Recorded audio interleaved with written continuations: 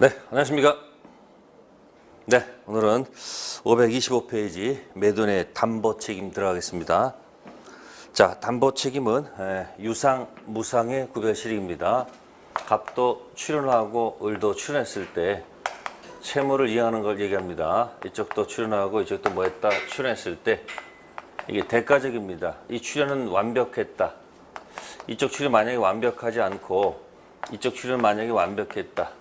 즉 이쪽은 대금을 지급 완벽히 했는데 이 재산권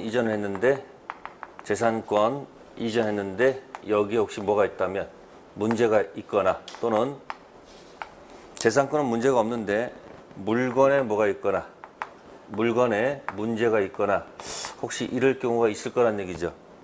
나는 돈을 완벽히 줬는데 혹시 파는 사람이 재산권 권리에 뭐가 있거나 권리에 하자가 있거나 또는 물건에 뭐가 있거나 하자가 있다면 당연히 산 사람 입장에서는 당연히 책임을 물을 수밖에 없습니다.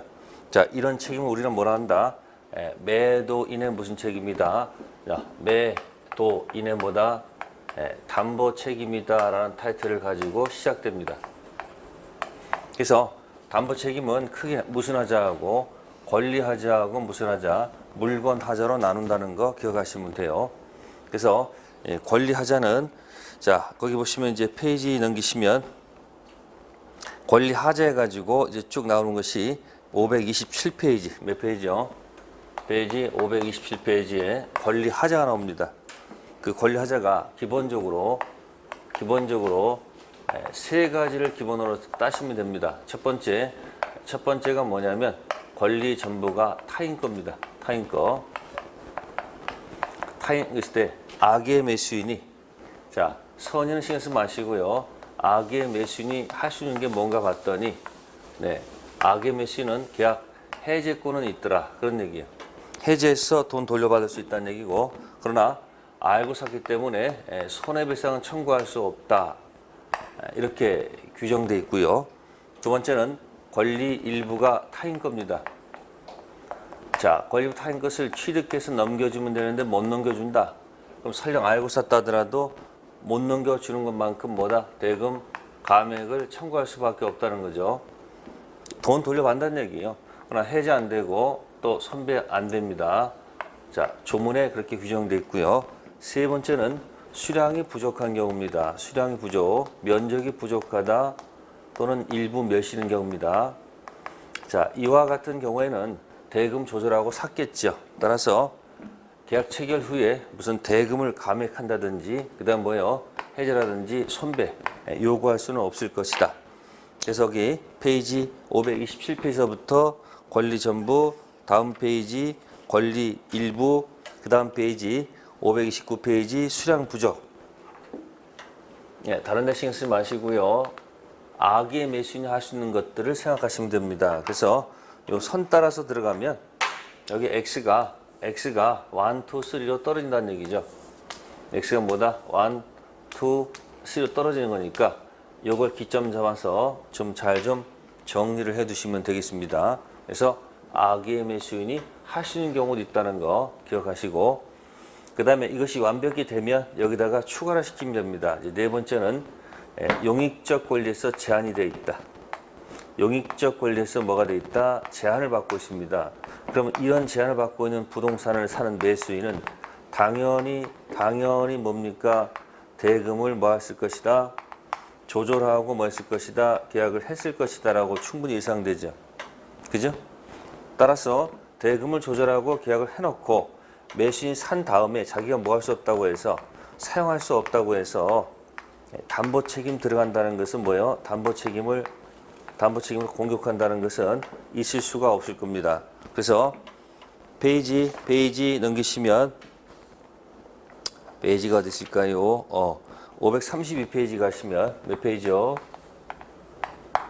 자, 575조에 제한 물고 있는 경우에 매도인의 담보 책임 해가지고 밑에 책임의 내용을 보시면요. 선의만 가능하도록 되어 있습니다. 누구만 가능하다? 선의. 당연한 겁니다. 왜? 알고 산 악의 매수인은 당연히 대금을 조절하고 샀기 때문에 따라서 용익적 권리 제한은 악의 매수인은 아무것도 물을 수가 없다는 거, 오직 누구만 선의만 가능하다는 거 기억하셔야 되고요. 그 다음에 5번째, 최근에 가장 많이 나오는 지문이 그게 576조입니다. 576조 페이지 533페이지에 저당권 행사, 저당권 붙은 부동산을 갖다가 뭐요? 산 매수인이 있다. 그죠? 그러면 알고 샀을 거란 얘기죠. 자, 그런데 저당권 실형을 인해 가지고 이 매수인이 소유권을 만약에 뭐 하게 되면 상실하게 되면 비록 알고 샀다 할지라도 이와 같은 경우에는 악의도 당연히 담보 책임을 뭐 할 수 있다는 거 추궁할 수 있다는 겁니다. 그래서 이 576조는 몇 조는 576조는 특징이 뭐뭐 묻지 않는다는 거, 선이 악이 뭐다 불문한다는 거. 그래서 요걸 좀 잘 좀 기억해 두세요. 최근에 자꾸 요거 가지고 언급합니다. 기본은 이게 기본이고, 이제 포인트는 이제 여기다 좀 주시면서 좀 연결해 주시면 되겠습니다. 그래서 권리하자는 이렇게 해서 한번 정리를 한번 해 두시면 될 것이고요. 자, 그래서 그 다음 페이지 정리되어 있고요. 그 다음에 이제 물건 하자 들어갑니다. 물건 하자는 두 가지가 있습니다. 특정물 매매가 있고요. 그 다음에 불특정물 매매 두 가지로 나눠서 봅니다. 불특정물 매매. 특정물 매매는 우리가 중고차 살 때 한번 생각합시다. 중고차 살 때 차량 번호가 딱 찍혀 있습니까? 안 찍혀 있습니까? 그죠? 찍혀 있을 거 아니에요, 이렇게. 그죠? 이렇게 찍혀 있을 거 아니에요, 번호가.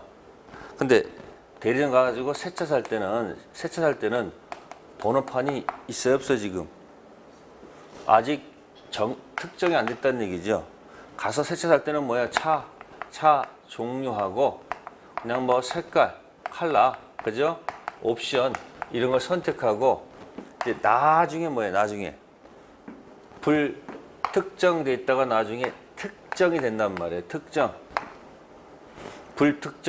안 돼 있다가 이제 뭐야? 특정이 돼서 이제 비로소 이제 번호판이 임시 번호판이 이렇게 붙어 나오겠죠. 이렇게 그죠?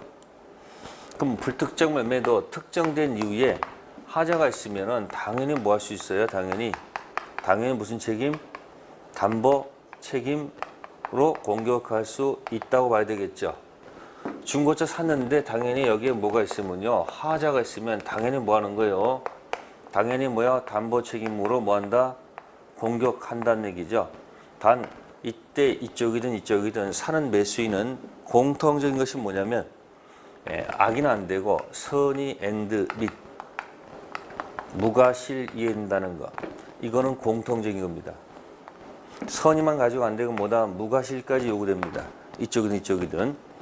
그리고 이쪽 권리하자 같은 경우는 혹시 이렇게 악의가 들어가면요. 악의가 된다는 때는 안 날로부터 1년. 선의는 아니죠. 악의는 뭐야? 계약한 날로부터 1년이고 선의는 뭐다? 안 날로부터 1년. 여기 이제 1년짜리 노래 권리하자는. 근데 물건하자는 뭐다? 6개월. 몇 개월? 글자 하나, 둘, 셋, 넷, 다섯, 6개. 몇 개? 6개. 몇 개월? 6개월 내 행사로 또 있다는 거예요. 자, 그것만 조심하시면 되고요. 그 다음에 이 불특정물 매매가 특정돼 가지고 문제가 있을 때는 이 특징 다른 게 뭐냐면 다른 것으로 좀 바꿔달라. 다른 것을 바꿔달라. 그게 뭐죠? 완전물 급부 청구권이라는 말이 있어요. 완전물 급부 청구권. 그래서 불특정물 매매는 나중에 다른 것으로 바꿔달라 할 수 있는 완전물 급부 청구권이 있는데 특정 매매는 이런 얘기는 쓸 수가 없는 거예요. 이미 특정되기 때문에. 그래서 특정물 매매하고 불특정 매매는 이건 이제 무슨 하자? 물건 하자로 다룬다는 거죠. 그래서 크게 무슨 하자하고 권리 하자하고 무슨 하자? 물건 하자로 크게 구분해서 들어가고요. 하나 이제 팔레트를 묻는다면 법령상 제한을 모르고 사는 경우가 있습니다. 뭘 모르고요? 법령상 제한을 혹시 모르고 사는 경우도 있어요, 없어요? 그죠? 이 법령상 제한은 권리 하자로 다루지 않고요. 무슨 하자로? 권리 하자 다루지 않고 뭐로 다룬다? 물건 하자로 다룬다는 거 조심하시면 돼요. 법령상 제한을 모르고 샀다. 무슨 하자가 아니고 권리하자 아니고 무슨 하자 물건 하다 한다는 것. 뭐 그 정도 기억하시면 기본적으로 여러분들이 답을 맞힐 수가 있을 것이다. 그래서 535페이지에 580조는 특정물 매매 이야기고요. 581조는 불특정물 매매 조문 이야기입니다. 특히 581조 2항이 있어요. 581조 2항에 전한 경우에 매수인은 계약의 해제 또는 손배 청구를 하지 아니하고 하자 없는 물건을 청구할 수 있다. 이게 바로 완전물 급부 청구권. 582조는 나한 날로부터 1년 아니고 몇 개월? 6개월. 네, 그렇게 해서 권리하자고 무슨 하자, 물건 하자 한번 정리를 한번 해보시면 되겠습니다. 네, 다음에 539페이지에 5 환매로 가겠습니다. 539페이지 환매. 환매는 그냥 조문 얘기예요. 조문. 팔았다가 다시 뭐한다? 다시 사겠다는 얘기예요. 갑이 자신의 토지를 팝니다. 뭘 판다? 자신의 토지를 팝니다. 그럼 토지를 을한테 팔아서 토지가 이렇게 가는 거죠. 이렇게 토지가 이렇게 가요. 이렇게 을한테. 그러면 여기 토지 이렇게 도착했어요. 그래서 일정 기간 뭐 하는 거예요? 일정 기간 뭐 하는 거예요? 머무르는 거예요. 일정 기간 뭐 한다? 머무를 만큼. 요 기간 동안 뭐 한다? 머물렀다가, 그죠? 다시 이렇게 다시 뭐 하는 거? 이렇게 갑으로 돌아가는 거. 한 바퀴 도는 거예요. 그럼 또 을도 뭘 돌려야 됩니까? 을은 이제 돈을 돌려야 돼. 돈. 그죠? 을은 뭐다? 대금을. 누구한테 주는 거예요? 이렇게 줘서 요 돈이 똑같이 요 머무르는 요 기간만큼 뭐 했다가 머물렀다가, 그죠? 다시 어디로? 이렇게 을로 온다, 그 얘기예요. 그러니까 한 바퀴 돈다는 얘기예요. 그래서 뭐야? 둥글 환자예요. 그러면 이제 갑하고 을하고 무슨 계약하면서 특징이 무슨 계약 체결하면서 매매 계약 체결하면서 플러스 여기다 키워드가 가장 중요한 키가 뭐냐면 매매 계약과 동시, 이게 키워드예요. 동시. 우리 다른 곳 시험범위에서 우리 민법에서 동시란 말 가지고 맞는 데가 없어요. 여기만 동시야. 동시에 플러스 뭐다? 환매 특약을 맺는 겁니다. 무슨 특약을 맺어요? 환매 특약을 맺는 겁니다. 무슨 특약이요? 환매 특약을 맺습니다. 무슨 특약이요? 환매 특약. 그러면 일정 기간 내, 다른 겁니다. 일정 기간 내 요 돈 있죠. 무슨 대금을? 환매 대금을 뭐하고? 제공하고. 그죠? 그죠? 환매권을 행사한다는 얘기예요. 환매권을 뭐한다? 행사한다는 얘기죠. 이 일정 기간을 우리는 이제 책에서 뭐라 한다? 환매 기간이라는 말을 써주고. 무슨 기간이요? 그죠? 그럼 환매 기간은 부동산하고 뭐가 있어요? 동산 있으면 부동산은 5년, 동산은 3년? 맞는 거 모르겠네? 부동산은 5년? 맞죠? 부동산은 5년, 동산은 몇 년? 3년 범위 내에서 부동산은 3년이고 부동산은 5년이고 동산은 뭐다? 3년. 이 범위에서 결정하면 됩니다. 그리고 이 기간을 한번 정하면, 기간 한번 뭐 하면, 기간은 절대 연장할 수가 없다는 거, 연장 불가라는 거. 참 뻑뻑합니다, 여기. 그죠? 동시성 요구되죠. and 기간 절대 연장할 수 없죠. 그래서 환매는 뭔가 굉장히 뭐다? 엄격하다는 생각을 가지시면 다 맞을 거예요. 그래서 일정 기간 내 자, 환매 대금을 제공해 줍니다. 그럼 환매 대금 뭘까? 환매 대금은 을이 부담한 매매 대금. 을이 부담한 무슨 대금? 매매 대금 플러스 이거 계약 하나로 들어간 부수적인 매매 비용들이 있어요. 그런 매매 비용. 요 두 가지가 환매 대금이에요. 특질은 이렇게 씁니다. 이 기간 동안 머무르는다간 이 부동산에서 혹시 차임이 나올 수 있거든요. 차임. 이 차임은 우리가 과실이라고 합니다. 뭐라 한다? 과실. 차임, 과실. 그러면 요 머무르는 동안 또 갑은 이거 다른 사람한테 돈 빌려주게 되면 이자 놀이 할 수 있잖아요. 그럼 여기 뭐가 나온다? 이자 받을 수 있잖아요. 그러면 요거하고 요거는 서로 뭐 하는 것으로 보기 때문에 상호 계산하는 것으로 봅니다. 그래서 대금의 이자하고 목적물의 뭐는 과실은 상호 뭐 하는 것으로 계산한 것으로 보기 때문에 여기에 대금의 이자를 포함시켜서는 안 된다는 것을 기억하셔야 돼요.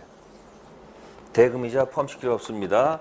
그리고 환매권 행사했을 때는 입으로 하면 안 됩니다. 말로 하면 안 되고 반드시 뭐다? 환매 대금을 반드시 뭐다? 실제로 뭐하고 제공해서 한다는 거. 네, 요 정도 기억하시면은 환매 문제 푸는데 큰 어려움이 없을 거예요. 특징은 엄격하다는 거 기억하셔야 돼요. 네, 그래서 그 다음 페이지 540페이지 보시면 591조 2항 꼭 좀 기억하세요. 환매 기간 절대 연장할 수 없다. 그리고 밑에 환매 등기란 말이 있어요. 자, 환매 대상이 동산일 때는 뭐 등기란 말은 쓰지 못하겠지만 만약에 환매 대상이 뭐라면 부동산이라면 등기를 하게 되면 제3자한테 뭐 할 수 있다? 대항할 수 있다는 거. 그다음 우측에 594조 1항 체킹하셔야 되겠죠. 매도인은 그 기간 내 대금과 매매 비용을 매수인에게 제공하지 아니하면 환매할 권리를 잃는다. 아까 얘기했죠. 내가 환매할 게 입으로 할 게 아니죠. 실제로 환매 대금을 뭐하고 제공. 그래서 여기 보시면 대금 플러스 매매 비용이 있죠. 거기에 환매 대금이에요. 그래서 여기 대금 이자는 포함이 안 된다는 것을 기억하시면 돼요. 네, 그래서 환매는 동시성 요구되고요. 그 다음에 539페이지 다시 한번 가보세요. 539페이지 앞페이지 590조 3항 있죠. 전 2항 경우에 목적물 과실과 대금 이자는 특별한 약정 MC를 뭐하는 것으로 본다? 상계. 그러니까 환매 대금에 매매 대금 플러스 매매 비용 여기까지지 대금 이자를 포함시킬 필요가 없다는 거. 네. 그래서 환매는 나오게 되면 조문 그 자체로 나올 겁니다. 다음에 543페이지 갑니다. 교환 갑니다. 543페이지에 교환. 이 교환은 매매 계약에 있어서 무슨 계약에 있어서 매매 계약에 있어서 한쪽이 재산권 이전 약정하고요. 한쪽이 재산권 이전할 것을 뭐하고 약속을 정하고 이쪽은 대금 지급할 것을 약정.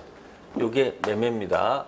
이게 매매 계약의 이야기인데 이때 대금은 반드시 금전일 것 아시습니까? 만약에 한쪽이 금전 아닌 것 지급할 것을 약정하면 이게 바로 뭐가 된다? 교환이 된다. 이렇게 설명하는 게 맞을 거예요. 결국 무슨 얘기죠? 한쪽은 재산권 이전 약정, 한쪽은 돈 아닌 걸 지급할 것을 약정 뭐가 된다? 교환. 그것을 법전에서는 뭐라고 됐습니까? 당사자 쌍방이 금전 이외의 재산권 상호 이전할 것을 약정한다고 그랬죠. 그러니까 매매하고 교환의 특질을 생각하시면 돼요. 그러면 이제 갑은 어떤 재산권을 갑은 예를 들어서 토지 재산권을 주고 재산권 이전할 것을 약정하고 이쪽은 바꾸기로 했습니다. 건물 재산권 이전할 것을 뭐 했다? 네, 약정했단 말이야. 약속을 정했다는 얘기죠. 자, 이런 게 뭐가 된다? 네, 약정에서 하니까 뭐예요? 그것이 교환이 되겠죠. 그래서 교환도 똑같아요. 교환도 전형 계약이고 약정이니까 무슨 계약이고 낙성이고 그다음 뭐고 쌍무고 유상 똑같습니다. 성질은. 그런데 토지재산권은 가치가 10억의 가치가 있고 건물 재산권은 한 8억의 가치가 있다면 이렇게 교환할 리는 없을 거 아닙니까? 그럼 당연히 이쪽에서 뭡니까? 플러스 여기다 플러스 뭐다? 플러스 여기다 네? 돈 얼마를 2억을 추가 요구하지 않겠습니까? 그러면 이렇게 금전이 들어가는 경우도 있다는 얘기죠. 그러면 이게 매매입니까? 교환입니까? 라고 했을 때 선택을 하셔야 돼요. 뭐가 될까요? 여전히 뭐가 된다? 매매가 아니라는 거예요. 교환이라는 거예요. 어차피 재산권 이전 약정이 있는데 부적분을 돈으로 주는 경우도 있지 않습니까? 그래서 이걸 뭐라고 한다? 이게 부적분을 돈으로 주는 것을 갖다가 보충금이다 이렇게 얘기해요. 무슨 금? 그래서 보충금 들어가 있는 교환도 뭐예요? 교환이지 매매가 되는 것이 아닙니다. 그래서 매매하고 교환의 성질을 분명히 잘 이해를 하셔야 돼요. 자, 교환. 특별히 내게 없습니다. 보충금 한 트럭밖에 없습니다. 네, 그래서 543페이지 교환전 이렇게 설명을 드렸고요. 위에 조문 비교해 보시고요. 네, 그 다음에 이제 임대차 들어갑니다. 임대차. 자, 차임. 임이 뭐냐면 차임입니다. 차임. 618조 다시 또 그대로 나옵니다. 임대차는 뭐라고 했습니까? 한쪽 일방이 뭐라고 됐습니까? 목적물. 뭐라고요? 목적물 뭐다? 사용. 수익할 것을 뭐하고? 약속을 정했고 상대방은 거기 차임.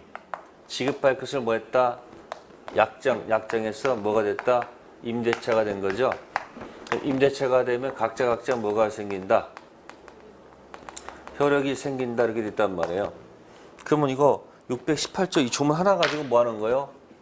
이야기를 풀어갈 수밖에 없는 거죠. 그죠? 그러면 이게 618조인데 똑같아요. 법적 성질은 뭐 여기 전형계약이고 낙성계약이고 쌍무금 뭐다? 유상은 변질이 없습니다. 그러면 이제 약정했어요. 그러면 여기서 물어볼게요. 보증금이란 말은 없죠. 그죠? 그러니까 보증금 지급은 뭐가 아니다? 요소가 아닙니다. 다음, 차임은 반드시 돈일 필요 없습니다. 이건 뭐다? 금전 아닌 것도 상관없다는 거예요. 시골에서 공물을 주는 경우도 있단 말이에요. 그러니까 차임은 금전에 하나지 않습니다. 근데 매매 대금은 반드시 뭐다? 금전에 하나입니다. 네. 그러면 효력이 생깁니다. 그럼 갑은 어떤 채권이 있을까요? 반대 거 뭐 주세요? 뭐 주세요? 차임 채권적 효력이 생길 것이고 이쪽은 목적물 뭐야? 사용 수익을 요구하는 채권이 생길 거 아닙니까? 요 목적물 사용 수익 채권을 갖다가 법률 용어로 고친 말이 임차권이다 이렇게 표현하는 거예요. 무슨 권? 임차권.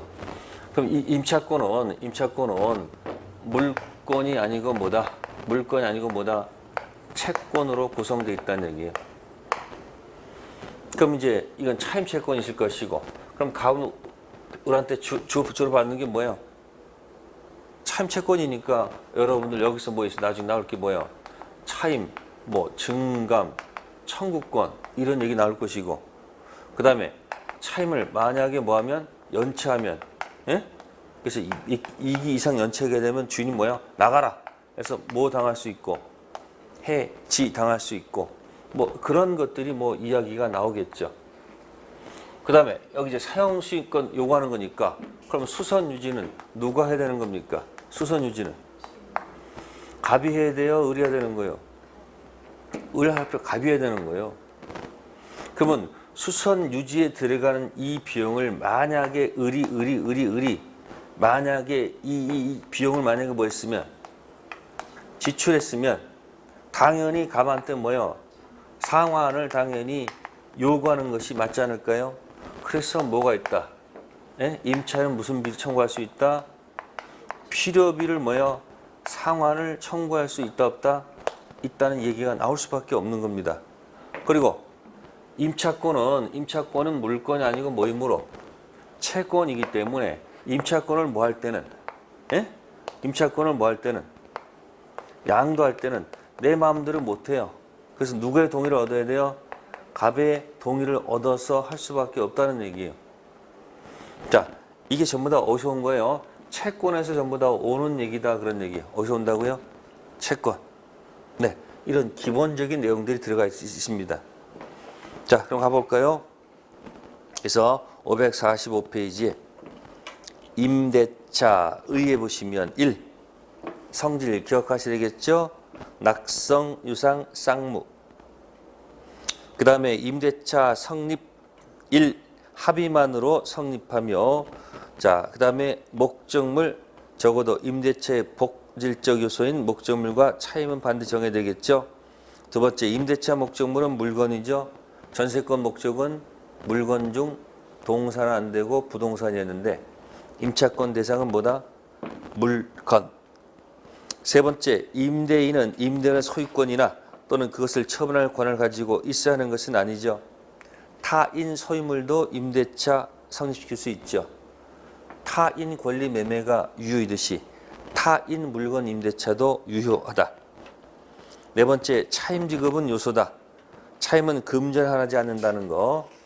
자, 그 정도 기억하시면 되겠습니다. 네, 다음 페이지 소비대차, 사용대차는 생략하겠고요. 물권화도 생략하겠습니다. 자, 549페이지 갑니다. 임대차 존속기간. 무슨 기간이요? 기간. 자, 존속기간. 임대차 존속기간. 존속기간.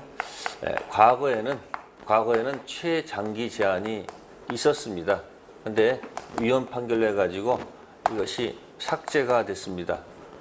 그래서 기간 제한 받지 않고 정할 수 있다. 그런 얘기고요.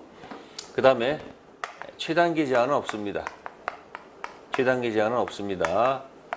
결국 무슨 얘기입니까? 기간 제한 없이 정할 수 있다. 그렇게 생각하시면 되고요. 그래서 밑에 약정하지 않은 경우는 이쪽 저쪽 통과할 수 있다. 해볼까요? 기간을 약정했을 때, 그죠? 과거에는 뭐가 있었는데 최장기가 있었는데 이 최장기가 현재는 뭐가 됐다? 삭제되어 있다는 거. 의미가 없다는 얘기고요. 자, 기간 약정 없으면 특징. 당사자 양쪽 해지 통고할 수 있다는 사실. 그래서 부동산하고 동사로 나눠본다면 부동산 같은 경우는 주인이 통고를 하게 되면 6개월이 지나야지 끝나고, 임차인이 만약에 통고를 하게 되면 1월이 지나면 끝나고, 동사는 이쪽 저쪽 관계없이 요거는 5일로 돼 있습니다.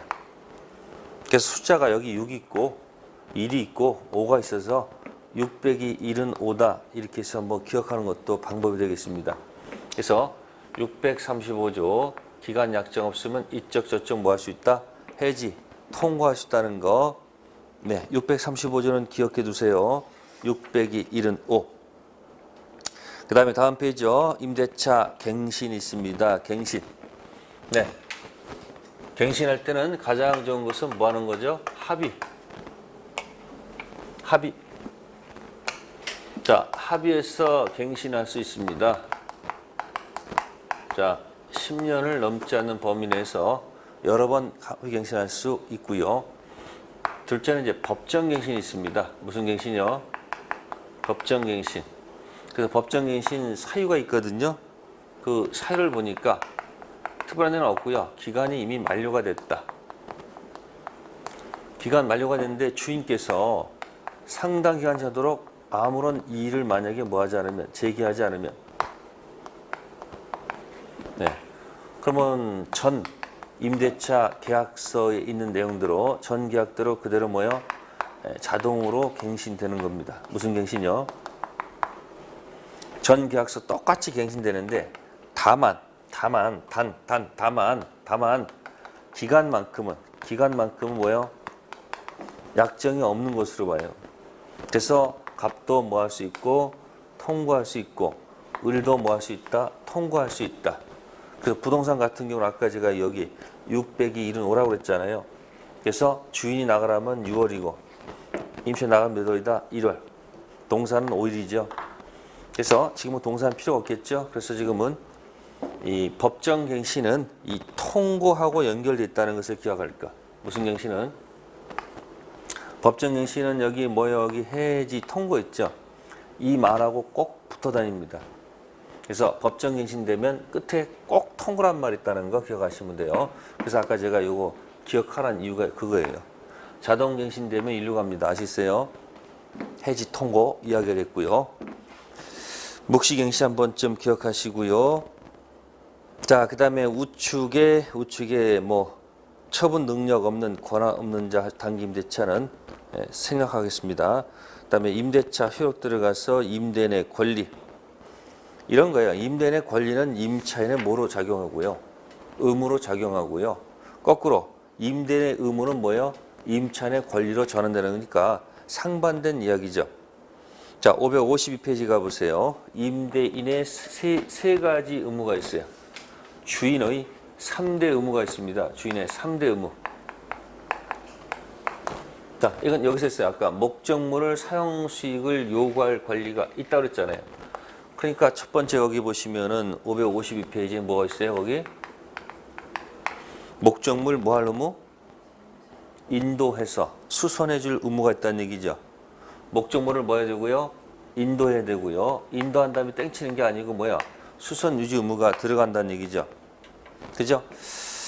그런데 이 수선 유지 지금 요 수선 유지 의무 필요비 상한 청구권 임차권 양도 이 전부가 임의 규정이에요. 무슨 규정이요?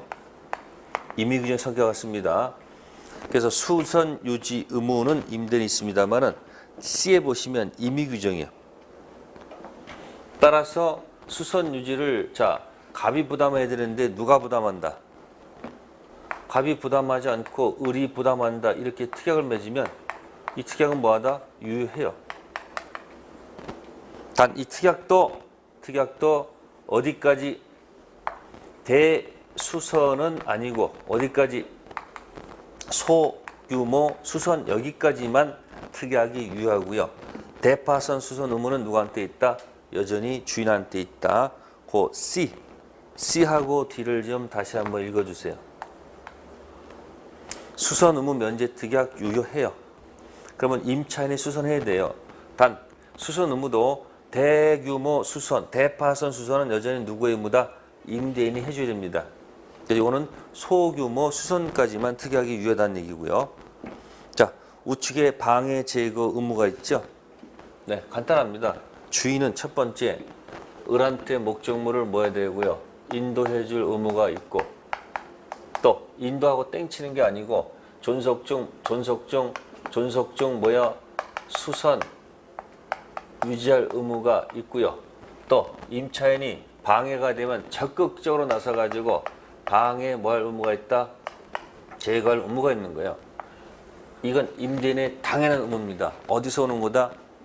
목적물 사용 수익을 을이 갑한테 요구할 수 있는 거니까 갑은 인도해주고 또 존속 중 수선할 의무가 있고 또 이 사람이 사용할 수 있도록 적극적으로 나서서 방해 제거할 의무가 있다는 얘기예요.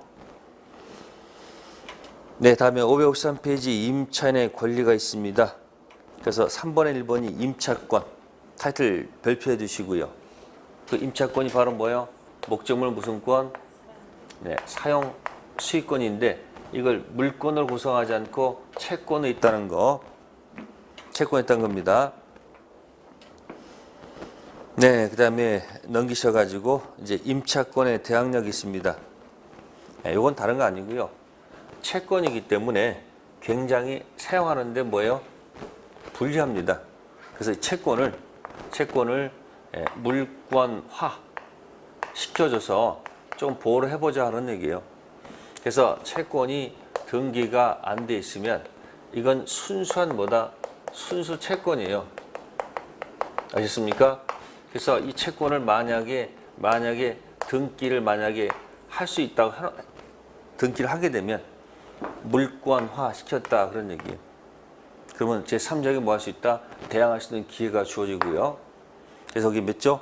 621조에서 그 말이 나와 있는 거예요. 근데 이거는 주인이 동의를 해줘야지 등기사항입니다. 비교할 게 뭐냐면 물권법의 전세권은 물권법의 무슨 권은 전세권은 머스트 등기 뭐라고요? 근데 채권의 무슨 권은요? 채권의 임차권은 영어로 하면 can 등기다 이렇게 표현할 수 있는 거예요. 그러니까 등기를 안 해준데 등기 가능성은 있다는 얘기예요. 그래서 만약에 등기되면 이것도 족보니까 제3자에게 뭐 할 수 있다? 대항할 수 있다. 근데 실효성은 별로 없다는 얘기예요. 자, 두 번째는 이겁니다. 토지를 뭐 했는데 토지를 임대차에서 토지를 뭐해서 임대차에서 이 토지 임차권을 등기를 안 했어요. 등기는 안 했지만 건물을 뭐해서 신축해서 건물을 뭐했다? 등기했다면, 그러면 이렇게 해서 빈 토지에 대해서 을이 건물을 신축했다는 얘기예요. 그러니까 임차권은 등기하지 않았다. 근데 건물 신축 등기를 7월 1일 날 한 이후에 갑이 돈이 필요해서 여기다 저당권을 붙여서 등기, 대출 받을 수도 있어요, 없어요? 있습니다. 그러면 이때는 이 건물 등기 족보가 토지 등기 족보보다 빠르기 때문에 혹시 이 토지가 뭐로 넘어가서 경매로 넘어가서, 그죠? 새로운 주인 병이 나타나게 되면 이게 빠르기 때문에 이자한테 뭐 할 수 있다? 대항할 수 있다. 예, 그게 밑에 622조입니다. 몇 조요? 622조. 그래서 이런 식으로 해가지고 뭐예요? 물권화, 물권에 접근시키는 현상을 얘기합니다. 네, 그 다음에 이제 제일 중요한 점은 626조가 나왔습니다. 임차인의 무슨 청구권? 상한 청구권. 아까 했었습니다. 수선 유지는 갑이어야 됩니다. 그래서 만약에 임차인이 비용을 지출하게 되면 달라 할 수가 있다는 얘기죠. 네, 아까 그래서 수선 유지가 뭐다? 필요비. 자, 계량병이 있어요. 그걸 유익비라고 합니다. 그래서 계약관계니까 필요비는 지출 즉시 상한을 요구할 수 있다는 거 꼭 좀 기억하셔야 되고요. 유익비는 즉시가 아니고 뭐다? 계약이 종료 후 들어가야 돼. 차겠습니다. 필요비는 지출 즉시, 유익비는 뭐다? 종료 후 요구할 수 있다는 것 626조 기억하시고요. 유익비 청구 들어가게 되면 계산을 해야 됩니다. 그래서 누가 계산한다? 임차인이 계산해야 됩니다. 지출, 금액 또는 뭐다? 증가액. 그래서 선택은 누가 할 것이다? 임대인이 선택할 것이다. 그런 얘기예요. 자, 그런데 혹시 마지막 데드라인 이런 걸 청구하지 않고서 목적물을 그만 뭐 했을 때 반환했다면, 반환했다더라도 반환 날로부터 몇 개월? 6개월 내 청구할 수 있다는 거. 몇 개월? 6개월. 원래는 지출 즉시 종료 후 들어가는데 이런 걸 청구하지 않고 그냥 목적물을 반환하는 경우도 있거든요. 그럼 반환했다 하더라도 뭐요? 6개월 내 행사할 수 있습니다. 6개월이 왜 6개월일까요? 글자 개수 생각해 보세요. 필요비하고 무슨 비다? 하나, 둘, 셋, 넷, 다섯, 여섯. 몇 개? 6개. 626조 한번 비교해 두세요. 그래서 우측에 555페이지에 쭉 가시다가 거기 보시면은 디귿 있어요. 디귿. 반환 받은 날로부터 6개월. 자, 그리고 이 필요 유익비 가지고 잘하면 이걸 이제 점유적 발생한 채권이기 때문에 무슨 권? 유치권 행사할 수도 있다는 거. 무슨 권? 유치할 수 있습니다. 그리고 이 626조는 강행 규정이 아니고 무슨 규정? 임의 규정.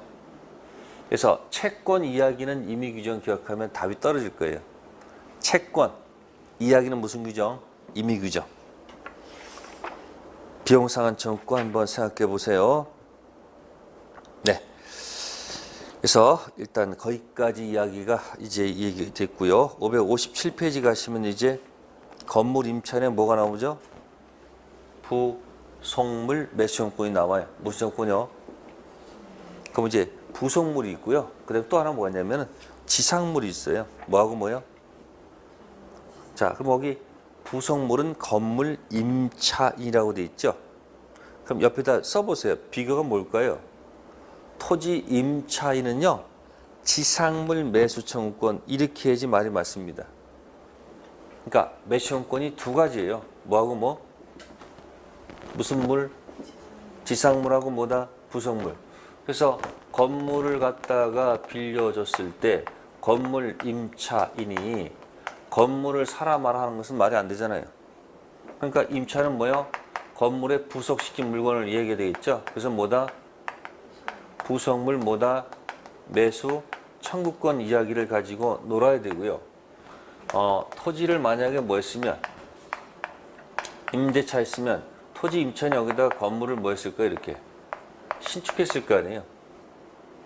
그러면 토지 임차인은 이 건물을 갖다가 여기에다 살아갈 거 아니에요. 그러니까 건물은 뭐죠? 이때는 지상물 뭐다? 매수 청구권. 그러니까 건물 주인이 있고 빌려 쓰는 을이 있어. 그죠?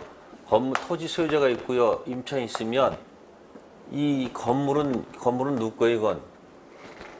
갑거니까 이걸 사람 말은 말이 안 되고 이 건물에 부속시킨 물건을 얘기해야 될 것이고 여기는 이 건물이 누구 겁니까? 을 거니까 이 토지 주인한테 이 건물을 뭐 하셔? 사라 이렇게 얘기할 수 있잖아요. 그래서 뭐하고 뭐를 구별하셔야 돼요? 네? 부속물하고 뭐하고 지상물을 먼저 비교가 돼야 돼요. 그래서 부속 매수권을 가보니까 이렇게 됐더라고요. 그래서 어떻게 되냐면 동의를 얻었거나 뭐였거나 또는 산 경우 그러니까 건물 임차인이 동의 얻어서 부속시켰거나 누구의 것을 이 주인의 부속물을 뭐한 경우 샀을 때 그때 비로소 뭐다? 부속 매수권권 들어갈 수가 있다는 얘기예요. 지상물 매수권은 이거는 단계가 있어요. 단계가 뭐냐면 먼저 기간이 만료가 돼야 돼. 뭐가? 기간이 만료가 돼서 토지 임차인이 한 번만 더 갱신을 해 주십시오. 요구를 해야 돼요. 그래서 무슨 청구를 들어가서 갱신 청구권 들어가서 만약에 주인이 예스를 하면 뭐가 되고 갱신이 되는 것이고 던져가지고 노 거절했다면 이때 비로소 뭐 들어가는 거예요? 지상물 매수권권 들어가는 거예요. 그래서 여기는 뭐다? 갱신 청구에서 노, 갱노. 여기는 뭐다? 동의 얻었거나 뭐한 경우, 매수한 경우. 동매, 여기 뭐다? 갱노. 네, 그렇게 해서 기억하는 수밖에 없을 거예요. 몇 가지 참고해 볼게요. 557페이지 요건의 비, 부속물. 부속물이란 건물에 부속된 물건으로 임차인 소유에 속하고요. 건물의 구성 부분으로 되지 아니한 것으로서 건물 사용의 객관적 편익을 가져오는 물건. 따라서 부속된 물건이 오로지 임차인 특수 목적에 사용하기 위하여 부속된 것일 때는 이에 해당하지 않는다. 한편 임대인의 동의를 얻어서 부속시킨 것이거나 또는 임대인으로부터 매수한 경우에 해당하는 것이 되겠습니다. 그 B번을 잘 좀 기억하시고요. 그 다음에 디귿의 B 체킹하세요. 디귿의 B 똑같습니다.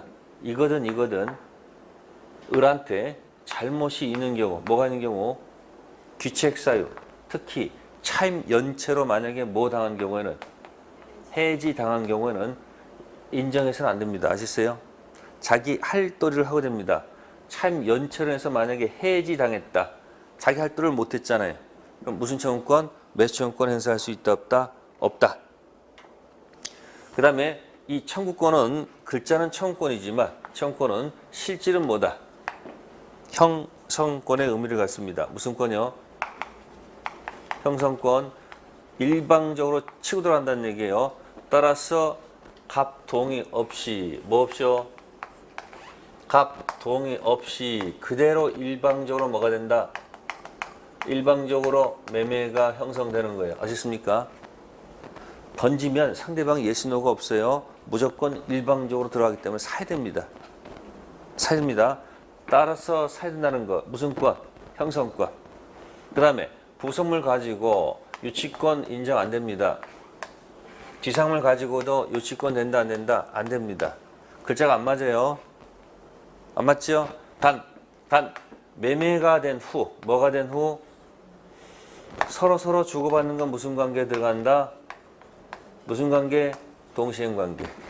매매가 됐으면 서로 주고받는 것은 동시행이 될 거 아닙니까? 여기도 마찬가지 유치권은 안 되지만 갑과세에서 무슨 관계? 동시행 관계로 들어간다는 거. 그래서 다음 페이지 보시면 맨 꼭대기에 동시행 관계 있다. 그리고 이 청권들은 전부 다 뭐야? 이런 규정들은 강행 규정의 성격을 갖습니다. 무슨 규정이요? 매수청권은 전부 다 강행 규정이야. 아까 채권 이야기는 임의 규정이었는데 매수청권은 무슨 규정? 강행 규정. 다음에 558페이지 지상물 매수 청구권. 자, 밑에 보니까 한자 들어가 있네요. 해지 통과하고 해지가 있네요. 해지 통과하고 뭐하고? 해지. 차이가 뭘까요? 차이가 뭘까요? 자, 이익이 연체했다. 뭐 했다고요? 이익이 연체당해서 해지 당했습니다. 그러면 이건 을한테 뭐가 있는 거예요? 잘못이 있는 거죠. 그죠? 근데 기간 뭐가 없어서, 기간 약정이 없어서 뭐 당했다. 무슨 통고? 해지 통고 당했어요. 그럼 을한테 이건 귀책사가 없는 거예요. 그래서 귀책사가 있을 때는 아까 얘기했죠. 매수 청구권, 매수 청구권 못 던진다고 그랬죠. 근데 잘못이 없는 경우는 매수 청구권 던질 수 당연히 있지 않겠습니까? 그래서 글자 조심하셔야 돼요. 해지인지 뭔지. 이게 해지인지 해지 통과 붙은 건지를 한번 조심해서 봐야 된다는 얘기예요. 네, 그래서 그거 좀 조심하시고요. 559페이지 C. 지상 건물이 객관적 경제적 가치가 있는지 여부는 묻지 않습니다. 객관적 가치 여부를 묻게 되면 또 가치가 있다는 걸 입증해야 되기 때문에 임차인이 불리합니다. 그래서 경제적 가치 묻지 않는다는 것. 네, 그 다음 밑에 D 마찬가지 무슨 규정? 강행 규정. 네, 읽어보시면 됩니다. 자, 그 다음에 또 560페이지 가면 리을의 B 했습니다. 똑같습니다. 동시인 관계 있다는 거. 아까 제가 청구가 가지고는 유치권 안 되고 매매가 되면 서로 주고받는 것은 무슨 관계다? 동시인 관계로 들어가겠습니다. 네, 560페이지에 부속물 매수권하고 비용상권 딱 규정 조문도 있으니까 한번 비교해 보세요. 네, 그 다음에 넘기셔가지고 560페이지에 차임 증감 청구권, 형성권입니다. 무슨 권? 형성권. 특징이 있습니다. 일부가 멸실했을 때 임차인 귀책 사유 없이 일부가 멸실됐습니다. 그럼 느낌상은 당연 감액처럼 느끼죠? 그럼 차임이 당연 감액되는 줄 알았는데 당연 감액이란 말은 없고요. 네? 별도로 뭐 해야 된다? 감액 청구를 해야 된다는 거예요. 또 나머지 가지고 계약의 목적을 달성할 수 없다. 그죠? 그럼 뭐 할까? 당연 해지된 줄 알았는데 당연 해지는 말은 없어요. 별도로 뭐 해야 된다? 별도로 뭐 해야 된다? 해지해야 된다는 거죠. 그래서 계약법에서는 문제 풀 때 당연 해지 없고 당연 해지 없고 당연 감액이 없습니다.